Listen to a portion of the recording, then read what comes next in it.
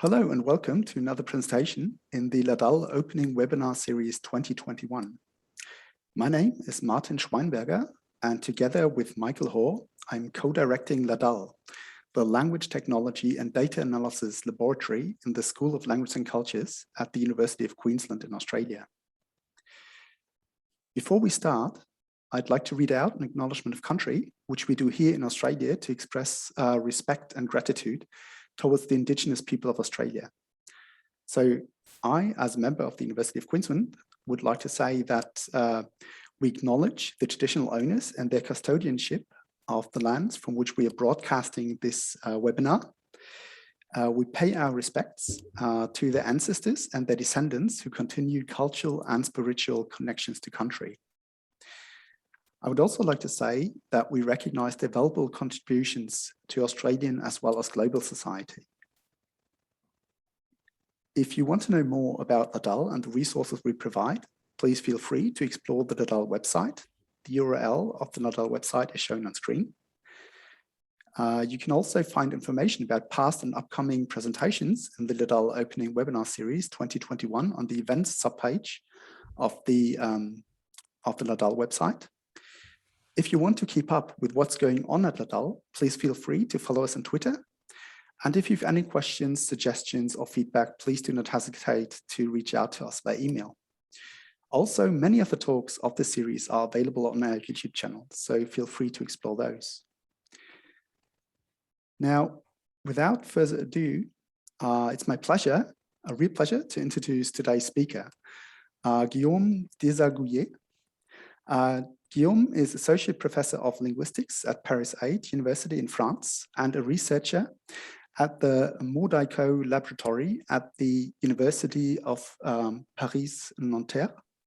He is the recipient of a 5-year honorary position at the Institut Universitaire de France, which distinguishes professors for their research excellence. Guillaume's research interests are at the crossroads of cognitive linguistics and corpus linguistics, with a special focus on statistically testing usage-based hypotheses. Guillaume published a book that many of us will know, which is Corpus Linguistics and Statistics with R. He published that in 2017. It's a really fantastic resource. And he also started his blog on using R for usage-based corpus linguistics the same year. And you can see the link or the URL to his blog, corplinghypothesis.org, down at the slide. And now I'm happy to hand over to Guillaume. Thank you, Martin, for that very kind introduction. Before we start, I'm going to send you a link to my presentation. So it's in the chat. Mm-hmm. Thank you. So you can follow directly. So it's a notebook. I decided not to use slides today because I want this talk to be interactive. You know, both a blend of both theoretical discussions and some R code, because LADAL focuses on data analysis and data handling. So there we go. I hope you can see the screen now. So I'm going to talk about doing diachronic linguistics with distributional semantic models in R. Of course, it's a gentle introduction to doing distributional semantic analysis for diachronic purposes. I do not claim to be exhaustive this morning. I just wanted to share some methodological and theoretical concerns that I've had when handling diachronic data with such elaborate techniques. And I'm going to be using R. As I understand, many of you here today are familiar with R. I'll talk a little bit about Python, but without going into the code. So distributional semantic models, their abbreviation is DSM. So DSMs are basically computational implementations of a famous hypothesis known as the distributional hypothesis. And one of the way of summarizing the DH, the distributional hypothesis, is to say that words that occur in similar contexts tend to have similar meanings. Okay, and you have the references. The references are Harris, Firth, of course, and Miller and Charles, 1991. So these models actually were initially developed in the field of cognitive psychology, and in the wake of that, they've been used extensively in NLP, especially in the wake of Turney and Pantel 2010.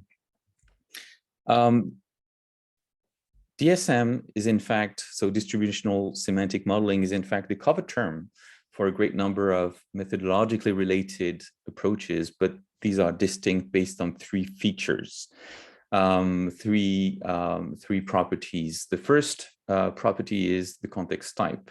Okay, do you want to focus on the documents where you investigate your linguistic unit, or do you want to focus on the words? So the first approach is document-based, as exemplified in latent semantic analysis, or the other approach is word-based, which is by far more common in cognitive linguistics. You also have to take into account the levels of analysis. Okay, do you want to study word types or word tokens? Word types has been the norm until recently, and word type DSMs because they were made famous through HAL or through Word2Vec more recently. Token-based analysis are more recent. I mean, they've reached fame more recently, and I have in mind BERT or GPT-3, for instance, which provide token-based word representations. And the last feature is the computational representation. Do you want to work with explicit vectors, or do you want to work with implicit vectors? Explicit vectors are basically vectors full of frequency values, such as those you find in count-based models, whereas implicit vectors are those that you will find in predictive models. I'll explain that in a second. By the way, I assume that I have a mixed audience, that is colleagues who know well about distributional semantic modeling and some other colleagues who know little about them. So I try to target the middle ground.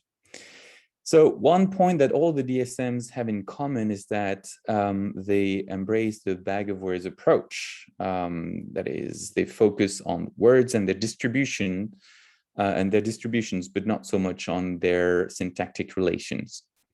So this may explain why, on the other hand, semantic modeling works well at the level of lexemes, but not so much at more complex levels.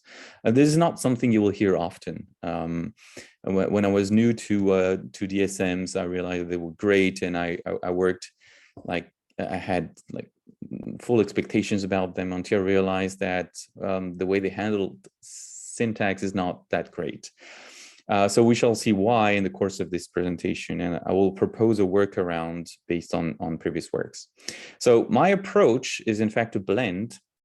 I want to tap into the computational force of NLP tools, but also the methodological intuitions of corpus linguistics. I don't like separating NLP and corpus linguistics too much, but these are two distinct fields. Of course, there are many connections, and I'm very lucky to work at a lab where NLP experts and corpus linguists work together and try to share ideas. So basically, I realized, at least in my situation, that from the corpus linguistic side, we share our love of the data. We read the data, we know the data very well, and we're well aware of the idiosyncrasies at work in the data. And the NLP colleagues help us with basically the computational techniques, and it combines well together, even though sometimes I feel like we're not talking about the same object, especially when we're discussing the relevance of linguistic materials. So basically, my approach combines the assets of collocational analysis and DSMs. Okay, another related issue is specific to diachronic linguistics. In quite general terms, diachronic linguistics is the study of language change. Okay, that's the plain definition, the vanilla definition.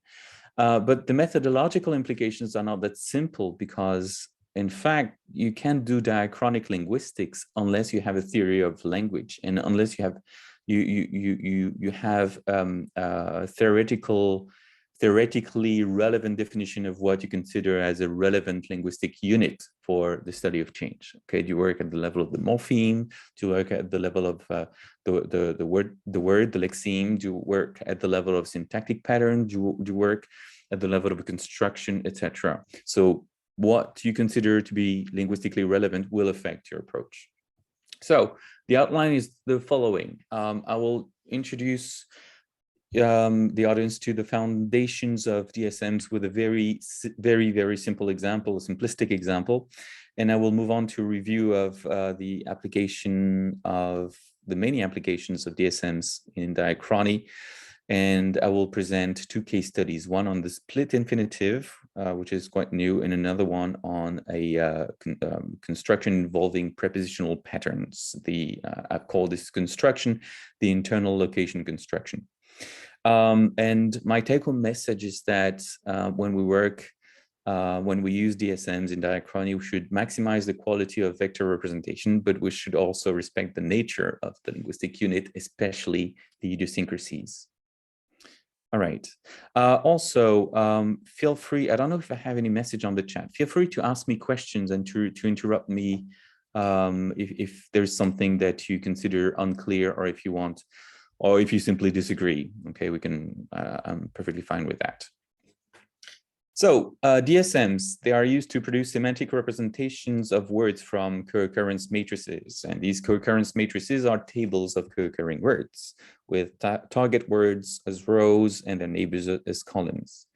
So originally you populate a co-occurrence matrix with frequency counts. Okay, that is how many times the target word and its neighbors co-occur.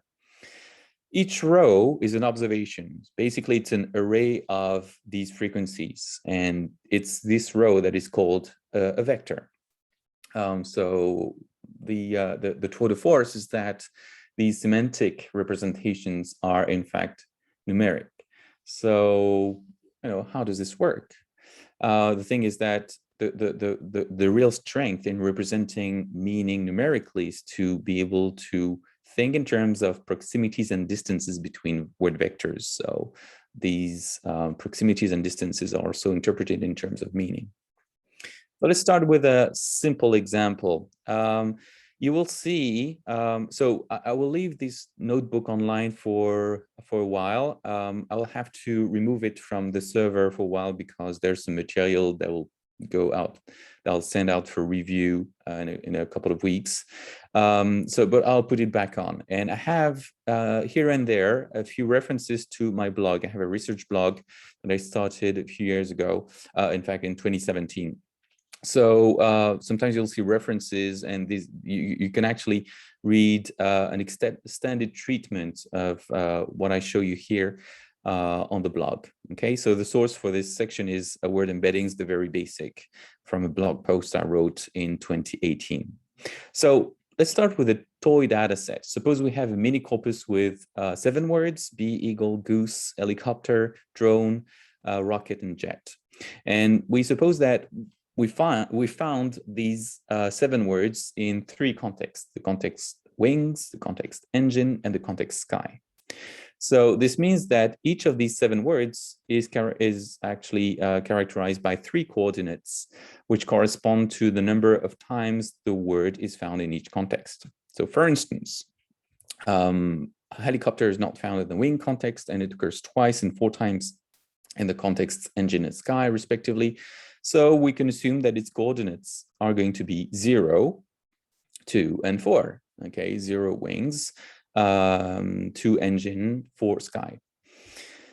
So it is customary to collect all the coordinates in a matrix such as the one below. So as I said, this is a notebook. There's our code. You can basically follow and reproduce the examples as you're watching this this talk. So I've included, whenever I could, I've included the R code. If you have any question on the R code, you can ask me. That's fine. Okay, so we collect, this is a fictitious matrix. That's you have the matrix here and you have the code there. So each line is what I said earlier, a vector. Okay, so the vector for B is 302, the vector for eagle is 303, and so on and so forth. Okay, this is known as a matrix of explicit vectors because each column corresponds to well-identified context. Most of the time, matrices of explicit vectors contain many empty cells. Here, the empty cells are the cells filled with 0 values. And so this matrix is called a sparse matrix. Of course, this matrix is deliberately simple because we only have three dimensions, that is 3 columns. In the real world, the matrix can actually reach several thousand dimensions and so columns, and also several thousand lines, depending on the size of the corpus, depending on the window of investigation.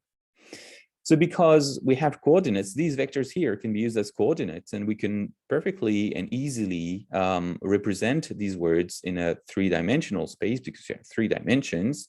This is what you can see in figure 2.1. So this is the dimension for sky, the dimension for engine, the dimension for wings, and all these words are placed in this 3-dimensional space based on their explicit coordinates. You don't see it well, but Jet is here standing in between the right pane and left pane. Okay, so it's sort of sticking out towards us. The vector is in fact represented as an arrow from the point where all the axes intersect to the point defined by the coordinates. So the presupposition underlying word embeddings is that semantic similarities are indexed on contextual affinities. So for instance, helicopter and drone are close because they occur in similar contexts. They have similar vector profiles and therefore they're close in the vector space. So we see here that semantic similarities is a very large notion. It doesn't have anything to do with synonymy. Even though helicopter and drone are very close, they're not synonyms, right? So the kind of similarities we should expect to see in distributional semantic models are of different kind, not just synonymy. In NLP research, this kind of semantic proximity is referred to as topical. Okay, they have topical similarities. So now, is there any way we can measure similarity? So, of course, the view of meaning is simplistic here, but this is maybe the small price to pay for a nice consequence. And the nice consequence is that vector coordinates can be used to calculate proximities between words. And one of the similarity measures that is often used is cosine similarity. That is the cosine of the angle between 2 word vectors. So here we have the cosine score for the proximity between helicopter and drone, and here we have the cosine score between drone and rocket. So we can see that drone is closer to rocket than helicopter just by measuring the angle. Okay. Okay, I'm not going to spend too much time on that, but this is the formula to calculate cosine similarity. So basically, I'm not going to explain the math. You can read the detail in the blog post, whose reference I posted. I'm just indicating to our users here that you find a ready-made function for the calculation of cosine similarity in the LSA library. If you don't have the package, you're going to have to run this line first. So the function is cosine, and in my case, I had to transpose the matrix, and I've rounded to 2 digits. Okay, and this is the matrix of similarities. So theoretically, the similarity scores range from -1, complete opposition, to 1, which is identity, and a score of 0 indicates orthogonality. If I just give the math, here we see the largest dissimilarities observed between B and rocket, and the largest similarities observed between B and eagle. Okay, and we can use the cosine scores to base our conclusions. Cosine is not the only one. It's not the only similarity measure. And actually, there are, if you're familiar with cluster analysis, lots of cluster methods use similarity or dissimilarity metrics. One of them is Euclidean distance. They are part of base R. So if you take the dist function in R, this will allow you to select a method, a metric. Here I've used Euclidean. The dist function will create a diagonal matrix of distances, which you need to convert into a matrix, and you can represent this matrix of distances. One way we can represent this matrix of distances by using a method such as, it's not the only one, but multidimensional scaling. I know that in the English-speaking world, multidimensional scaling is very popular. In France, we're more fans of principal component analysis or correspondence analysis. I like these cultural differences when it comes to methods. But MDS, we can easily understand why it's so popular. It's relatively old, versatile, and easy to understand, and very easy to implement. You see in just a few lines of code, you can actually use, so using the CMD scale function, and what you do is that you retrieve the dimensions for the horizontal axis and the vertical axis, and you can easily plot the distance matrix onto the Euclidean space. So you make the plot and then you add the text labels. Okay, that's what it means. And we can represent here very easily. I'm trying to zoom in, and we see indeed that the distance between B and rocket is the largest. Okay. The funny thing is that I mean, it's we could expect that, but we have the birds to the left. We have the helicopter, drone, and rocket to the right, and we have jet in the middle. This is basically what we had in the three-dimensional representation earlier, except that this time the representations are squashed onto a two-dimensional space. Okay, another thing to take into account when you do DSM is the weight, okay, weighting the frequencies. Because of course, the toy data set, as I said, is too simple and is very artificial. But when you study words in their natural environment, the word meanings do not let themselves be captured so easily. Why? Because the most frequent words in the corpus often do not bring a lot of information at all, especially grammatical words, which are often filtered out from the analysis. Also, the most frequent collocates do not always bring much information about a given target word. So we need to apply some kind of weighting to enhance the contribution of the most revealing collocates. So a weight is generally added to a matrix of frequencies to each of the cells. And the weight is generally an association measure. Okay, it calculates the significant, statistically significant associations between a target word and its neighbors. There are tons of weighting measures. The most popular in DSM is arguably positive point-wise mutual information, okay, which is an enhancement of point-wise mutual information. It's basically point-wise mutual information, but all the negative values are transformed into zeros because it does not really make sense to have negative values when you add weights. Okay, there are other popular methods such as Dice coefficient, log likelihood. Log likelihood is my favorite. I don't like mutual information at all because it tends to highlight too infrequent words. If you want to know more about this, there's a wonderful tutorial written by Andreas Nickler and Gregor Wiedemann, and you have the link here. Okay, the last thing to bear in mind is that when you have a matrix of co-occurrences, originally the matrix has as many dimensions as it has columns.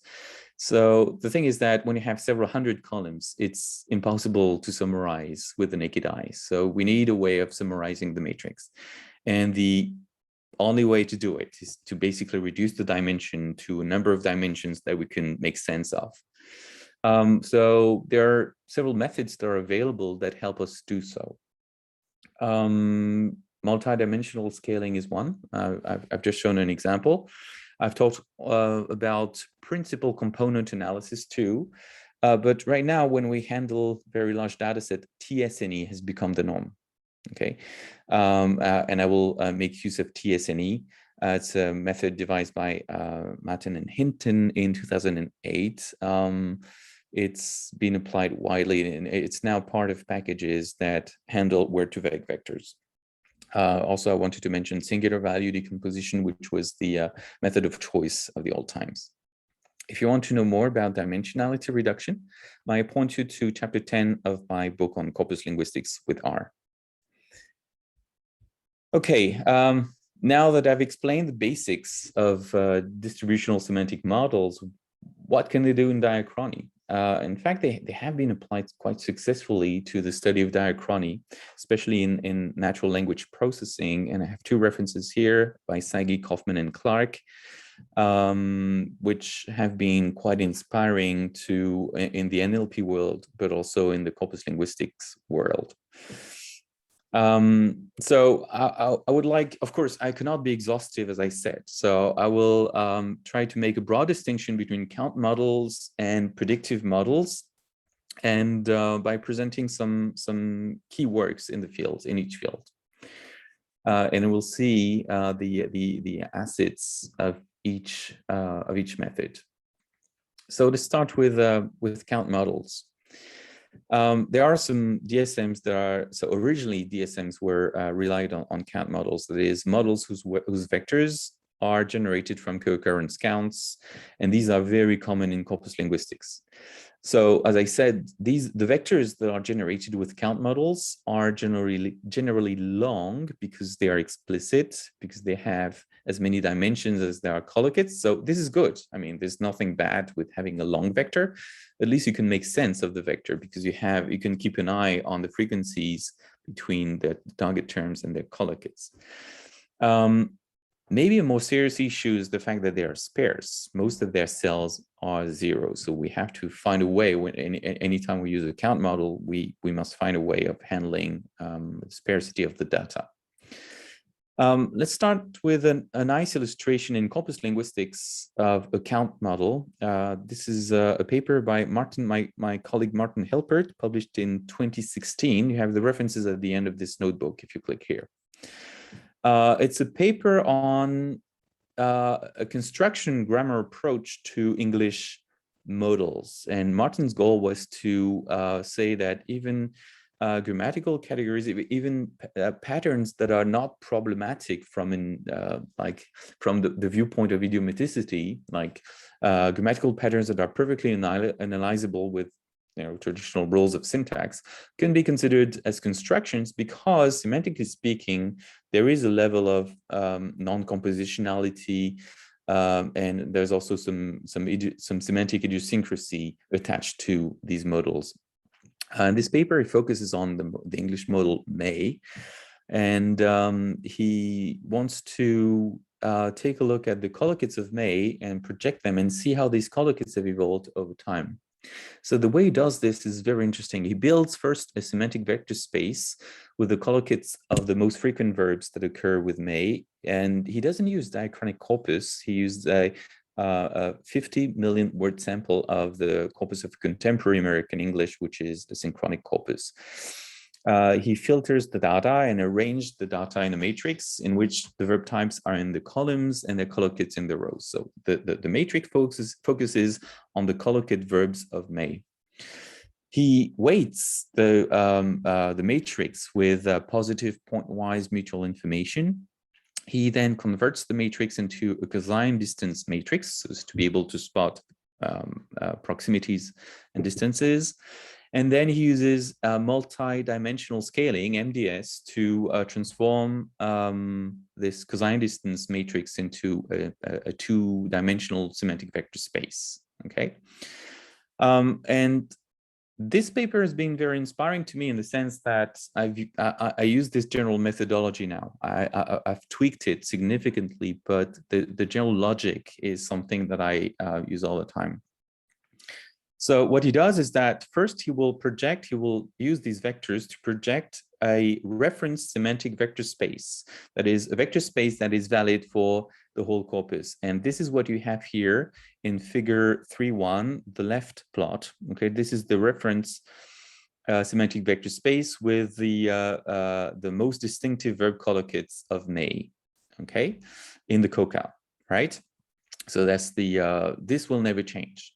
Okay, the main difficulty when you do diachronics, if you use DSMs diachronically, is that the danger is that everything moves when you move from one period to the next, right? So you need to keep something stable as a reference point, and then you can project some diachronically relevant data on top of that. But first you need a reference space, okay?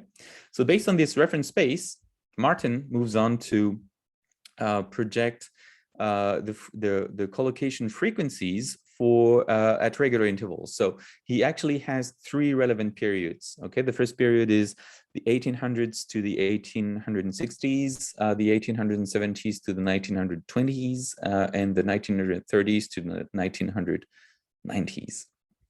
And this is what you have here. And he uses contour plots. Okay, the sort of density curves that you find if you like hiking, and you take a map with you, you're certainly familiar with these curves. The higher density on a map will indicate higher altitude. Here we're talking about semantic epicenters. Okay, and we see that these epicenters, so for instance, we see the verb seem.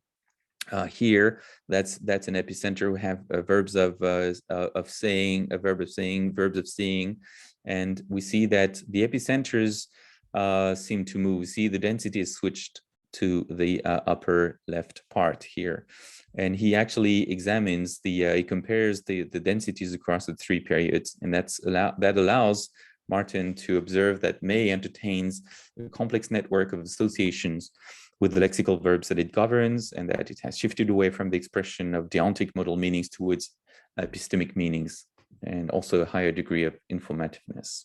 Okay. So I've always kept that it's not one of Martin's most cited papers, but I like it because it's very clear, as usual, with Martin Hilpert, and also I thought I could make use of that, and I immediately saw ways of improving this representation. Similar to Martin's approach are 2 papers by Florent Pérec in 2016 and 2018. I'll go quickly over that, but Florent showed that he used a distributional semantic approach because he wanted, like, Florent's concern was to study syntactic productivity in diachrony and see how a given pattern becomes more or less productive over time. So this time the difference is that he builds the reference space very he does in this paper he uses the COCA to build the reference space. He has 4 periods which are listed here. Okay, and the construction he studies is the verb the hell out of NP, and he roughly has the same approach, slightly more elaborate in the sense that he submits the PPMI weighted matrix to hierarchical clustering, so as to extract consistent verb meanings. So he finds 4 for the construction: feelings and emotions, abstract actions, physical forceful actions, and other physical actions. And he uses MDS to reduce the dimensionality of the matrix. And that allows him to make conclusions on the shifting syntactic productivity.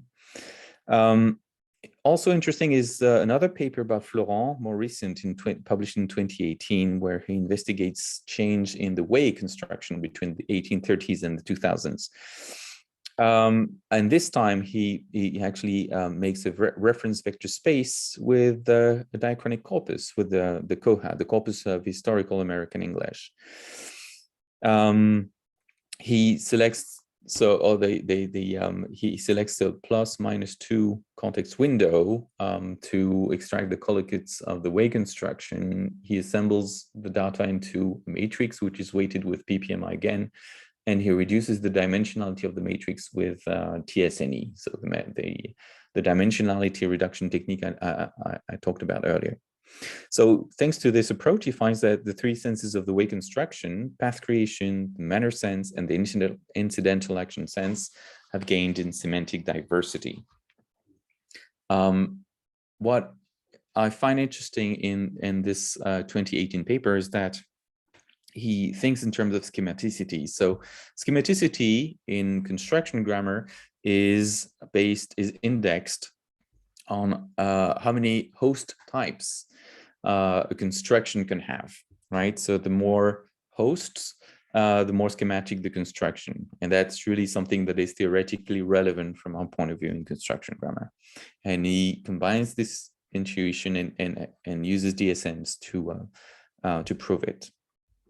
Okay, so I've shown 3 papers that instantiate quite successfully how count models can be useful in corpus linguistics / construction grammar. What about predictive models? So if you're into NLP, you're definitely familiar with predictive models because they have become the norm. Predictive models are inspired, they have a long tradition. They are inspired by neural language models. And instead of counting how often a collocate occurs near a target word, these predictive models will estimate the probability of finding the collocate near the target word. An interesting consequence is that the vectors are low dimensional. They have actually you can choose the number of dimensions you want, and they're generally around 300. And these vectors are dense. Okay, we have no cells with zeros. If you do, it's generally because something went wrong. The most famous predictive model, arguably, is word2vec. You have the reference here, which actually splits. Word2vec is a collection of algorithms. So it splits into 2 sub-algorithms. The first one is CBO. Well, BO stands for a bag of words, okay? That's something I mentioned in the introduction. So it predicts a word given its context, and it has been shown to outperform count models on a variety of NLP tasks. So this led Baroni and colleagues to say that we should use predictive models instead of count models. Another paper by Levy, Goldberg, and Dagan warned that this comparison may be unfair because PPMI and SVD, other methods, can perform equally well if you fine-tune them in the right way. So there's a lot of discussion how you can set up the hyperparameters of the methods, and actually apparently like there was a debate. However, another algorithm links to word2vec, namely SGNS, has been proved to work well, especially by Hamilton, Leskovec, and Joravsky, who showed that, so the other, SGNS stands for skip gram with negative sampling. So it's the alternative model of the word2vec toolkit. And they showed that it outperforms PPMI and SVD in the discovery of new shifts and the visualization of changes. That's interesting, okay? The diachronic performance of the SGNS DSM is actually quite good according to Hamilton et al. So what does SGNS do? It does the converse of what SIBO does, in the sense that it predicts a word's context given the word itself. So I will not go over the details of that. If you have any questions, you can come back to it, onto the inner workings. But each word is represented by 2 short dense vectors, that is a word vector and a context vector. And the final vector, you decide what it is. Either it's just the word vector, or it's the sum of the word vector and the context vector. But the thing that usage-based linguists like is that the end vector can be the product of the context. Okay, so the fact of representing contextual meaning is something that we find really interesting. So I mentioned Hamilton et al. I'm going to say a few words about this method. So Hamilton et al. They've devised a collection of tools and datasets for Python, and it's called HisWords. If you click on this word here, this will take you to the page for this collection of tools. So the goal of HisWords is to quantify semantic change by evaluating word embeddings, and you're free to choose which embedding you want. Okay, do you want to use PPMI embeddings, SVD embeddings, or word2vec embeddings? They actually use these word vectors because their goal is, I mean, they've compared semantic shifts across 4 languages for more than 30,000 words. And if you read the paper is very interesting. If you read the paper, you'll find that they have found 2 laws. Okay, that the data illustrate 2 laws. The first law is the law of conformity. Words that are used more frequently change less and have meanings that are more stable over time. And also the law of innovation. Words that are polysemous change at faster rates. Now, excuse me a second. I don't know what you think about that. I'd be curious to know what you think, to hear what you think about that, especially depending on your orientation, if you're more into NLP or more into linguistics. I find it, okay, I like laws because, of course, when you work on statistics, you have to think in terms of laws, but these laws seem to me extremely general and too universal to my taste. And especially when you take the law of innovation into account, words that are polysemous change at faster rates. Generally, words that are polysemous are, tell me if I'm wrong, but I think they're very frequent. And if we take the law of conformity, words that are used more frequently change less. So maybe we have a contradiction, or maybe I misunderstood the whole thing. Anyway, when you read the paper, you find that, yeah, there are actually, they actually use SGNS and they found, so they projected the results. So you have the reference spaces in light gray. You have 3 examples, A, B, C. A is for gay, B is for broadcast, C is for awful. Okay, so the reference space is in light gray, and they have found a way of actually projecting the target words in a dynamic way on top of the reference space. So we see that gay changed, the meaning of gay changed from daft, flaunting in the 1900s to frolicsome, witty in the 1950s to something having to do with gender construction in the 1990s, right? This is like very neat and great. Broadcast means distribute, and actually in the 1850s, and it has shifted significantly until now. Broadcast has to do with radio, television broadcast, and awful has shifted from the full of awe meaning in the 1850s to the wonderful meaning in the 1990s. Okay, so these visualizations are very neat, and in fact, when I came across the paper, I was like, I was quite impressed, and I wanted to know more, so I downloaded the HistWords code, and I even hired someone to fix the code, because the code you find on the internet does not work unless you relink the different files in it. So I hired someone to make it work, because I was curious to know if this would work so well with syntactic patterns. Okay, so just a word on how these visualizations are obtained. So the main problem is that if you want to compare word vectors from different periods, the vectors must be aligned to the same coordinate axis. The explicit vectors, such as those obtained with PPMI, are naturally aligned, so the count vectors are aligned, no worries there. But when you start using implicit vectors, such as those obtained with the predictive models, they're not naturally aligned. Okay, so this will pose a problem if you try to align them if you change the period. So to solve this, Hamilton and his colleagues used orthogonal procrustes to align the embeddings. Procrustes is, as you know or may know, is a methodological bandit from ancient Greece. He attacked people by stretching them or cutting off their legs so as to force them to fit the size of an iron bed. That's quite weird, but it's basically, it gave rise to a mathematical method that allows you to compare things that are difficult to compare. One illustration that I found of procrustes is in biology. If you want to compare the skull of a rat to the skull of an ape, the skulls are different sizes, so you cannot really compare them on the same set of coordinates. So thanks to procrustes, you can actually reach the middle ground where both skulls can be compared. That's basically the logic behind HistWords.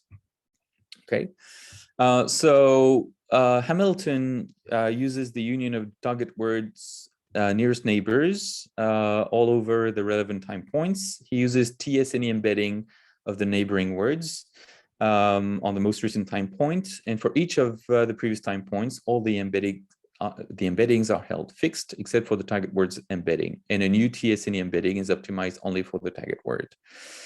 And this yields apparently this neat representation. So I've tried it, and my goal at the time, that was from 2 to 3 years ago, I wanted to compare two constructions. One is the quite construction, the other is the rather construction in English, okay, these adverbs, quite and rather. And I wanted to compare the evolution. I looked at the adjectival collocates of these constructions in two contexts, the pre-adjectival context and the predeterminer context. And I projected the results. And I used the visualization tool that is part of Histwords, and this is what I have. I have a huge cloud of adjectives here to the right, and I have my cloud of constructions to the left, and I have this sort of I have these arrows that are supposed to show the shifts, the semantic shifts between the decades. So I do have a shift, except that I don't know what you think, but these constructions are neatly separated from the adjectives, and I expected, in fact, the construction to be in the middle of its most distinctive adjectives, and I didn't have that. So maybe I did something wrong. What I did here is that I lexicalized my syntactic unit by recoding each construction in the corpus, and I ran word2vec on this corpus with these lexicalized forms of the construction. So each construction had its vector, and this neatly separated the grammatical aspect of the analysis from the lexical aspect of the analysis, which led me to believe that two things. First, maybe I did something wrong. Maybe it was not such a good idea to lexicalize the constructions. And the second thing is that has been confirmed to me several times, is that distributional semantic models do not handle grammar well. I don't know what you think about that. So I thought, okay, this doesn't work. We need to find a workaround. Okay. So what I thought is that I came back to Hilbert. Oh, I have messages in the chat. Sorry, I did not ignore them. It's just that I didn't see them. So I have a message. Oh, by Joseph. Is that reworking publicly available? I don't know what reworking you're talking about, because there was a couple of minutes ago. We can address that later in the Q&A. It's no problem at all. Oh, no problem. Okay, Hamilton. Yeah, it's publicly available. If you click on the link in the notebook, you can see it. You can get it. All right. So I thought, okay, there's something I like. I like the fact that SGNS vectors are probably more reliable than count vectors, because I've read a lot of literature telling me they are good and they handle semantic shifts well. But I don't really like the visualization, especially the neat separation between the grammatical and the lexical. So why not go back to methods in like the good old methods, such as the one implemented in Hilbert 2016. And this is what I'm going to show you right now.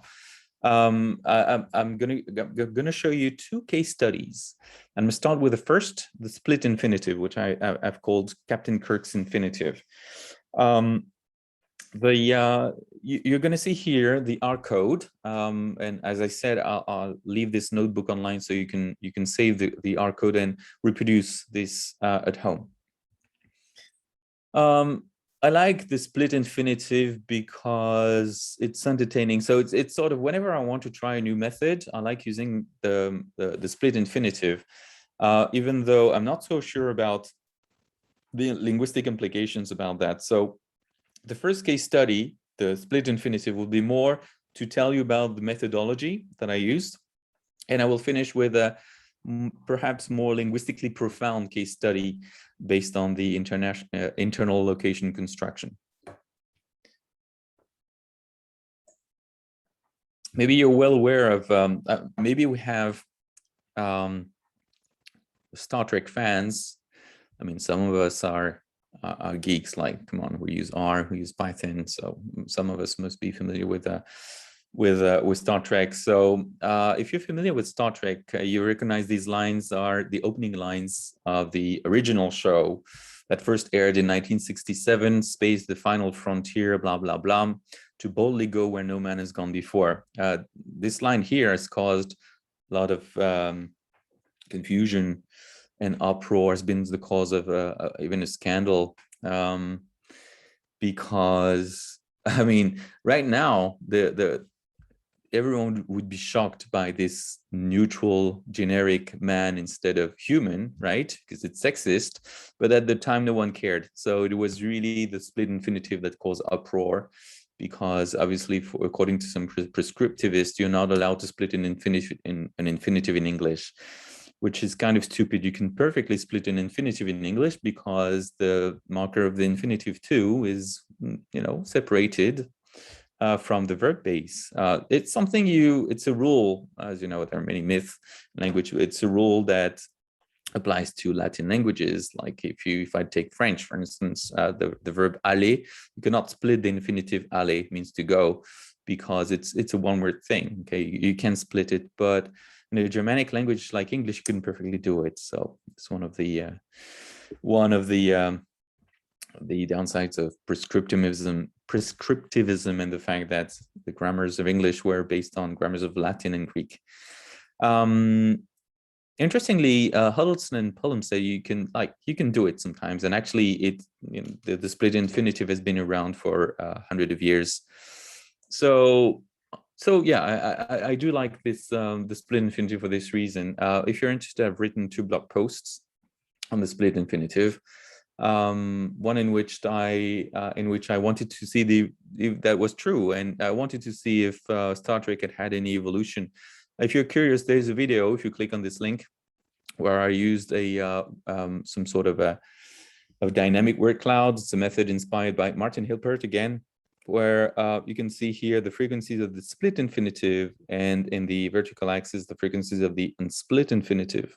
And actually, when you click on play, this goes through all the decades in the Koha. So I loaded this with I made this plot with R and Google, the Google visualization plugin, and I wanted to check if Star Trek had an influence.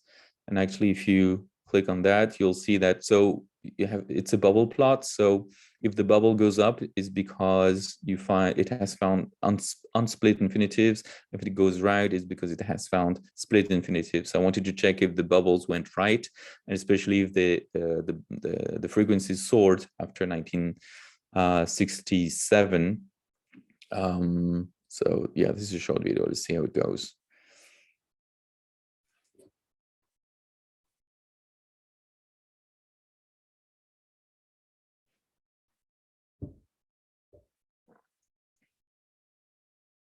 So right now it goes up, and fully is the first adverb to actually enter the construction in the corpus, and fully and really start to stand out, getting 1900s.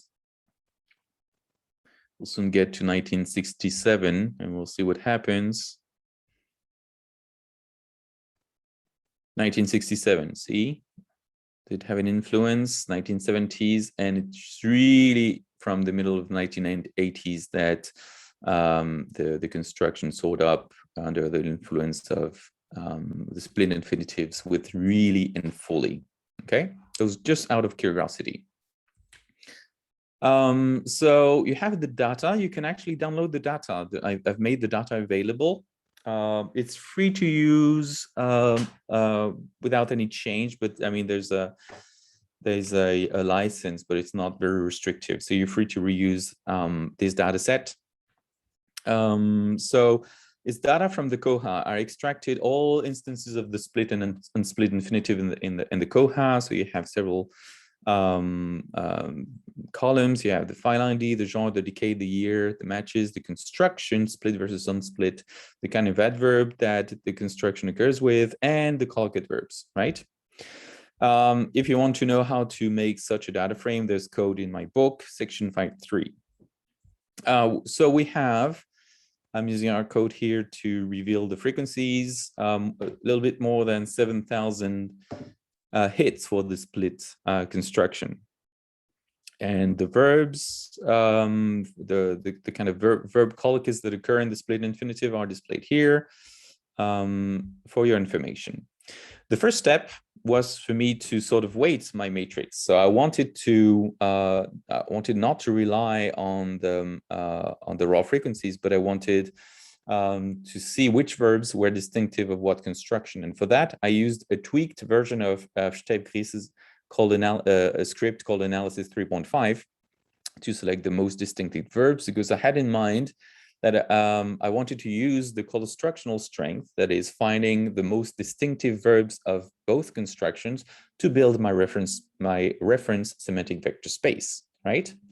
So I did that, okay? And you can actually download the output of this, okay, with so basically the most distinctive verbs for each construction and the associated collocational strength. Okay, you just need to enter this line of code, or you can just enter this URL into your browser to access the file. Okay, so I used this. So I determined a threshold, okay, under which I would just filter out the verbs. And I filtered out, I set the threshold at a value of collocational strength of 15, because I didn't want to populate my reference semantic vector space with too many verbs. And actually 150 is more than enough, right?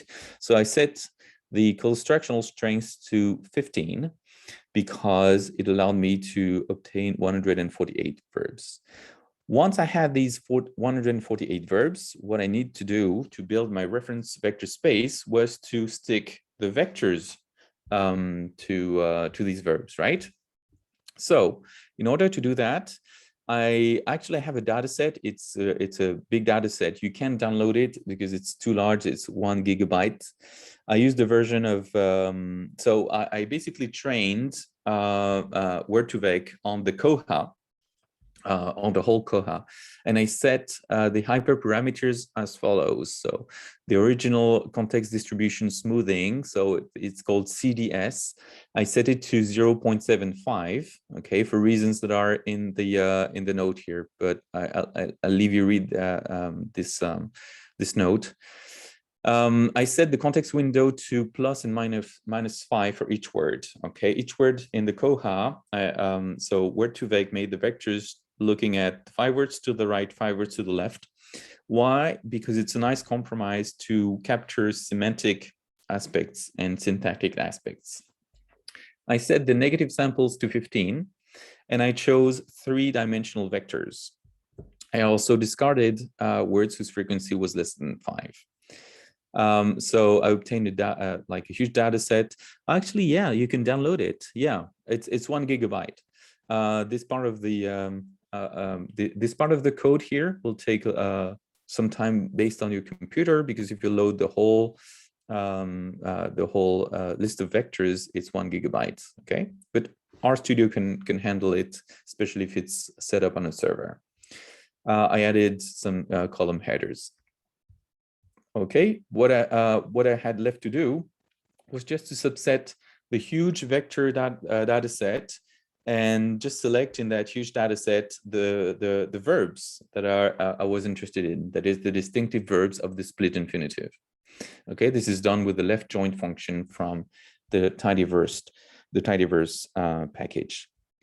Okay, and if you run this, you obtain the following. If you don't want to go through the trouble of doing this because it takes time, you can just download the list of distinctive verbs of the split infinitive along with their vectors. Okay, now, of course, each line is 300 dimensions, which is too much. So we need to reduce the dimension, and I reduce it with TSNE. Fortunately, there's a package. There's a TSNE package available for R. It's called RTSNE, and it works quite well. You set the number of dimensions. You need to set seeds if you want reproducible results. So I set the seed to 7,115. Don't ask me why. I set the maximum iterations to 5,000 and the perplexity to 36. And the output is interesting because it contains the result of the TSNE dimensionality reduction. Basically, we have 2 dimensions that can be plotted for each verb. Okay, and I had to add, of course, the name of the verbs next to these dimensions. So I have everything I need to plot my reference space. You plot it with the following graphic parameters, and there you go. So I'll just let you take a look at this reference semantic vector space for the split infinitive.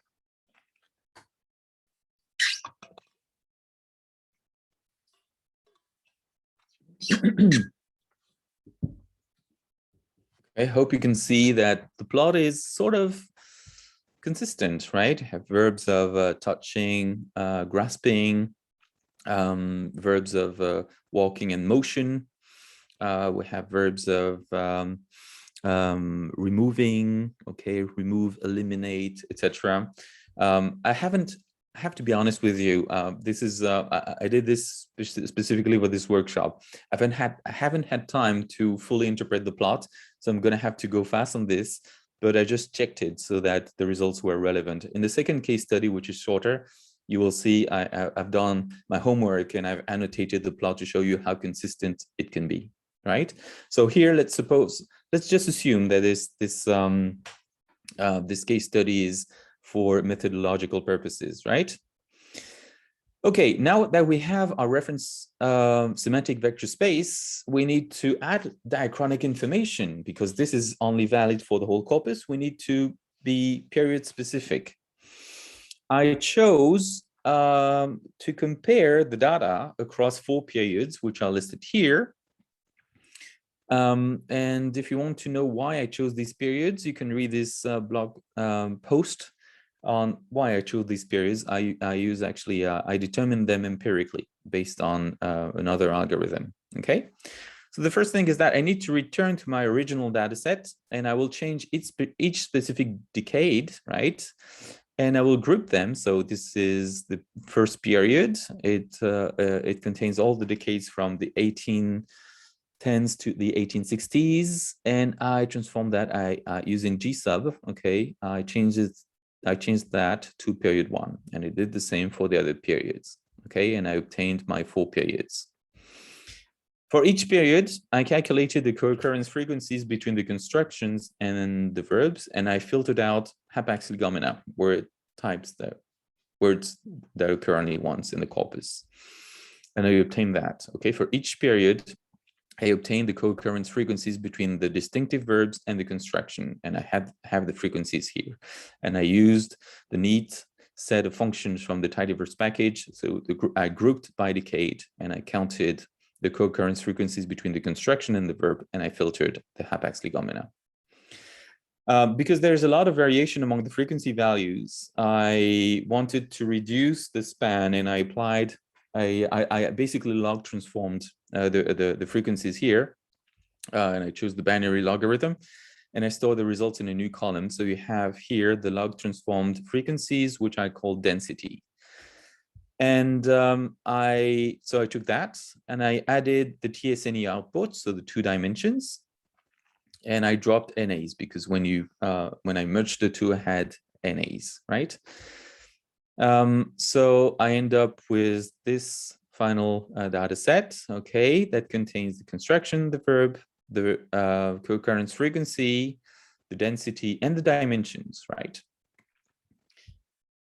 What I did is that, so I have my data set that contains all the periods, and now all that's left to do is to plot control plots for each period.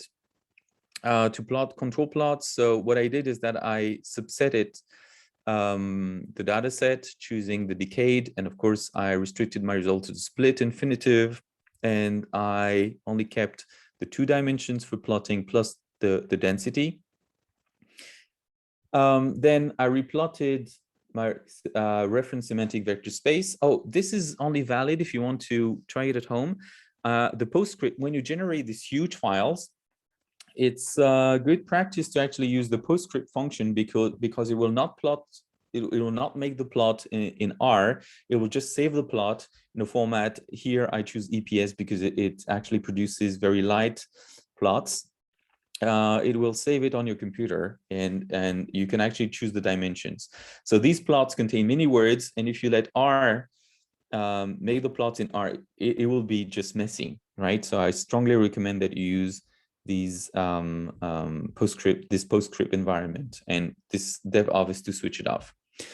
So basically, you have to replot the reference semantic vector space, and then from the mass package, you will make control plots with the KDE2D function from the mass package.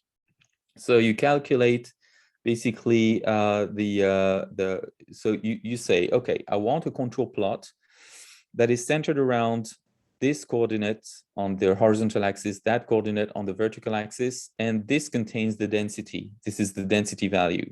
Okay, these are hyperparameters to address the if you want more or less fine-grained control plots, and then with the contour function it will draw the contours, the control plots, and here they are. This is for period 1. Okay, in period 1, this is the frequency of the split infinitive. So this is basically the verbs that are the most distinctive of the split infinitive in the first period. And as you can see in the first period, the split infinitive co-occurs with a limited set of verbs. Okay, if you want to move on to the next period, so for instance, I can see 2 epicenters, like increase, limit, and reduce, so reduction, and understanding. So we have PCU verbs, perception, cognition, utterance verbs that are up there.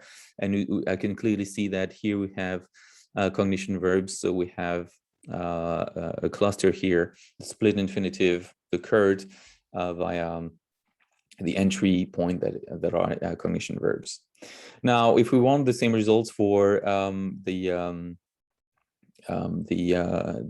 other periods, we just need to repeat the process. So this code here is basically the same as you had, except that you subset for period 2, and then you repeat, and you obtain the control plots for period 2, right? And we see that period 2 is a period where the split infinitive is less selective in terms of the verbs that it co-occurs with. It basically spans across the whole plot. But here, the interesting aspect is to look for epicenters. Like so, we have verbs of effect, verbs of touching and grasping, verbs of carrying and dragging. Okay, verbs of motion, etc. Period 3, interestingly, so we repeat again. Period 3 is a period where the construction becomes again more selective. That's interesting. And we see that, okay, some of the epicenters that we saw are confirmed and some new clusters emerge, some new epicenters emerge. And period 4 is another period of expansion, okay, where virtually every verb in the reference vector space, except for consist and maybe breathe, is covered by the construction. Okay. I like showing that the verbs here are, I like comparing the plots and bringing them together for easier inspection. So we see 2 periods of expansion in period 2, period 4. Okay. This is where you need to be careful, because sometimes these periods of expansion might correlate with just the frequency increase. And actually, if you take the raw frequencies, you can actually examine the details here. We can see the 2 periods of expansion. The split infinitive is in blue here. So you have 1 period of expansion, period of retraction, period of expansion again. This may this may explain why we see these varying densities in the plots. Okay, I will not further interpret that, but at least have a basis to interpret the semantic affinities of the split infinitive. The split infinitive is not just syntax; it also selects the verbs, groups of verbs that are semantically consistent. As I said, because this case study is quite new, and because I wanted to illustrate. I wanted it to illustrate the methodology. I will not say more about that. For this, I will move on to my last case study. Okay, I've been speaking for 1 hour and 10 minutes. I'll try to make it brief. So the last case study for today is what I call the internal location construction. It's basically a construction that I assume exists and that subsumes 4 prepositional patterns that denote a relation of internal location between a located entity and a reference entity. I focus on the middle construction, exemplified in 1, okay, in the middle of the stage, the center construction in the center of the ring, the heart construction in the heart of Norwalk, and the midst construction in the midst of the river. Because I work in the construction grammar framework, I assume that I have like a schematic construction, that is the internal location construction. So it's a preposition, a noun phrase denoting inclusion, the preposition of, and what I call a landmark NP, that is basically the reference point in the location, okay? And I have 4 subschemas: the middle construction, the center construction, the heart construction, and the midst construction. And what I'm interested in, I cannot share the data because I'm about to send that out for review in a couple of weeks, as I said. But what I'm interested in is to see the horizontal relation that unites these 4 subschemas. Are we talking about synonymy, near synonymy? Is there any division of labor that occurs between these 4? And if so, what is the nature of that division of labor? So I took a look at the data. I extracted all instances of these 4 subschemas. I compared their frequencies, and I noticed that midst had a period of increase around the 1860s, and it has gone down consistently up till now. The heart construction is not very frequent, but it's slightly on the rise, and we see that center and midst increase constantly across the corpus. I split my corpus into 4 periods. Period 1 is this. So it's 1810s, 1860s, period 2, 70s, 10s, period 3, 1920s, 1970s, period 4, 1980s, 2000s. My research questions are, I have 3. What is the semantic profile of each pattern? How has the semantic profile shifted over time? And what does it tell us as to the internal dynamics of the IL construction? Okay, so here's my reference semantic vector space. I use the exact same methodology as above, except that given the threshold, I have more words. And so in blue, you have nouns that denote concrete locations. And in magenta, I have words that denote figurative locations, okay? And as you can see, the plot is quite consistent. So basically, I have on the right-hand side, concrete locations, and the left-hand side, I have abstract locations. So whenever I plot the contour plots, I will plot the contour plots for each construction separately. So if I see that a construction, for instance, started on the right-hand side and moved on to the left part of the plot, it's an increase in schematicity, right? So the construction is becoming more and more schematic because it goes from the concrete to the more abstract, okay? So I'll just show you the contour plots. Here I compare my constructions 2 by 2, because otherwise the plots are messy. We can see that, so heart is in green. Oops, heart is in green. Again, if I zoom, it's not that great. Heart is in green, midst is in magenta, purple. And we can see that in period 1, the 2 constructions are neatly distinguished except for woods, forests, and wilderness. So you can say both in the heart of the woods or in the midst of the woods, okay? Period 2, period of expansion for heart, okay? The density increases, but actually it dilutes itself. It expands, and the same goes for midst, okay? Period of expansion, but they sort of overlap, they don't fully overlap. Period 3 is interesting. we see that heart is clearly moving to the left up to the point where in period 4, it establishes itself. We have an epicenter around dispute and matter.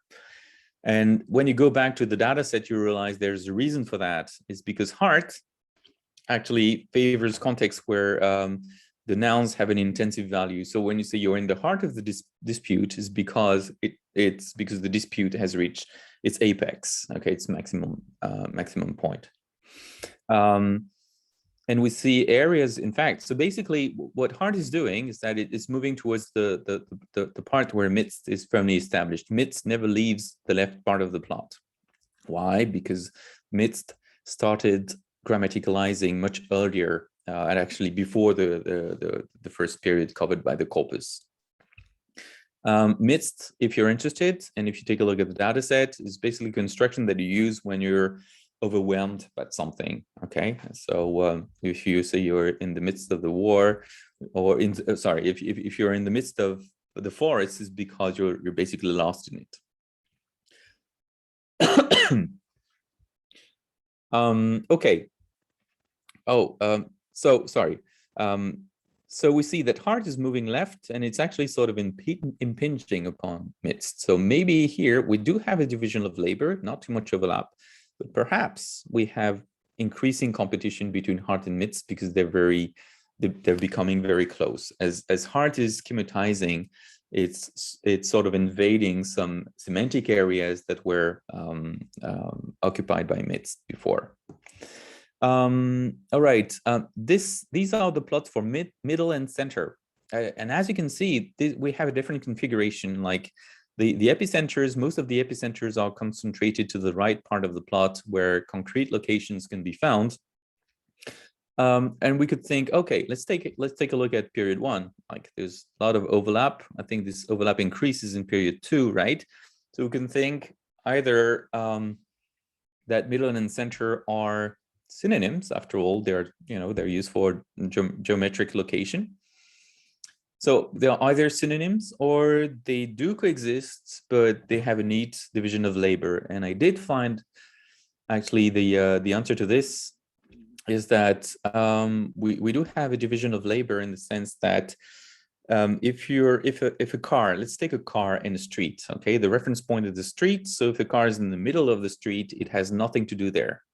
If a car is in the center of the street, is parked in the center of the street, it's because there is a parking space for that. So the middle is associated with an incongruous reading, whereas center is associated with sort of a predicted location. Okay, there are more distinctions, but I'm giving you the key findings of this study just because I've been speaking for so long. If you have more questions, we can discuss that. Okay. So the summary is that thanks to these plots, we can see that we do have 2 different configurations, 2 different kinds of horizontal relations. We have increasing competition between midst and heart, and a coexistence, but a division of labor as far as center and middle are concerned. All right, I will conclude now by sort of wrapping it up by saying that DSMs are pretty useful in cognitive semantics in general, but also in diachronic cognitive semantics. So, okay, it could maybe, so I've used combination of what I found in count-based approaches, but I've used vectors made with word2vec, and word2vec is actually not ideal in the sense that it's, as I noted myself, it suffers from the one vector per word issue. Why? Because it's a type-based distributional representation that is an aggregation of all the context encountered by a single word form. This is a problem in the sense that, okay, I don't have that in my data set, but suppose that we're working on the word bat, on the word type bat, it would conflate the context encountered by the baseball bat, but also by the winged animal. That would be a problem in this case. But I found very few such cases in my data set. But if you study polysemy, and if you're and if you don't have the issue I've just mentioned, you might be wary of the quality of the resulting vectors, and and nothing that think that this aggregated approach is bad, and you might want to turn to token-based distributional representations instead. And this is what my colleague Laura Fontaine did in her 2021 paper. So she uses BERT, in fact, which is a token-based DSM. So yeah, these state-of-the-art DSMs, token-based DSMs, are optimal because token-based models provide one representation per context, which is in theory better. In practice, however, and this is why I didn't talk about BERT, and this comes at a huge computing cost. And actually, for this reason, based on what I've read, most BERT applications in polysemy can only be trained on relatively small size corpora, unless you have access to a supercomputer. So in the context of my research, and given the trade-off between computational cost and the semantic generalization requirement, I considered word2vec a reasonable alternative, given that I paid due attention to the hyperparameter setup. Another method that makes me use word2vec is that there is tremendous progress regarding token-based DSMs, but it's not, word2vec is not as much of a black box as the state-of-the-art token-based DSMs. You can keep track of what the algorithm does at any stage. Conversely, most BERT distributions only offer access to the last two final hidden layers, and even when access is granted, there's still discussion as to what layer is relevant to the semanticist. And the reference for this is So-Min Moon. He was my former PhD student, and if you want to read his dissertation, he addresses that issue. And finally, one may consider that the aggregated approach to meaning representation offered by type-based DSM, such as word2vec, captures the core meaning of any given word type, which is not that bad. So, for the above reasons, I consider that old school predictive models such as word2vec have not said the last word. Thank you for your attention.